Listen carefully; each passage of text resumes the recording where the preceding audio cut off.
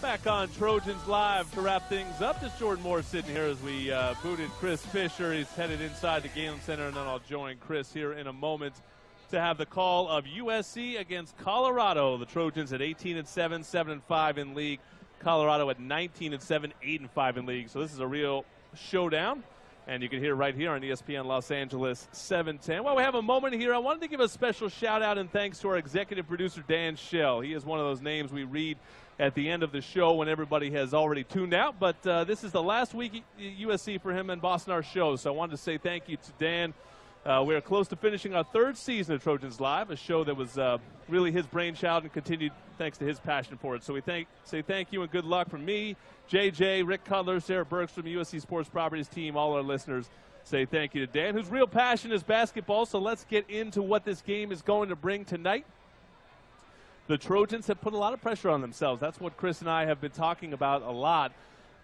If you don't win on the road, you have to hold serve at home. Now, the Trojans have been very good at that. 14-0 at home with 4 more home games to come, starting tonight and Utah on Sunday afternoon. And they'll have another trip to the Bay Area, and then they finish with Oregon State and Oregon here at the Galen Center. So 6 more games to go in the regular season. To beat the Buffs tonight, which right now feels like they need to do, they have to keep Colorado off the boards. Colorado's the best offensive rebounding team in the Pac-12.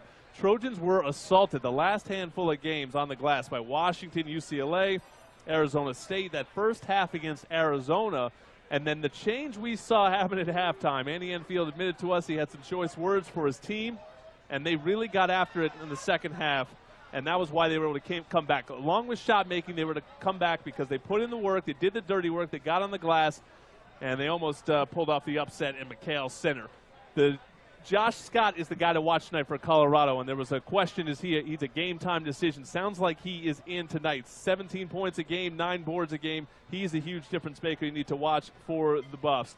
Colorado, slower-paced team. You're going to start seeing some grinded-out teams here on the Trojans' schedule. Weird Pac-12 schedule, and they played a lot of teams twice. Now they get 4 consecutive games against teams that they have not seen before. That starts with Colorado, more of a ground-and-pound team, as will Utah be, as will Cal be in this next stretch of games. So USC tonight, make sure you don't get bogged down in the half court. We saw that a little bit in Arizona State. They stopped getting the free buckets, and the emphasis, the onus, is on Julian Jacobs, the USC point guard. He has to run on everything, push and probe, get out in transition. Then he can kick to those open shooters, get those cutters to the rim, allow USC to use its athleticism, allow them to raise that tempo, and that's where the Trojans under Andy Enfield have been their best. But should be a fun one tonight.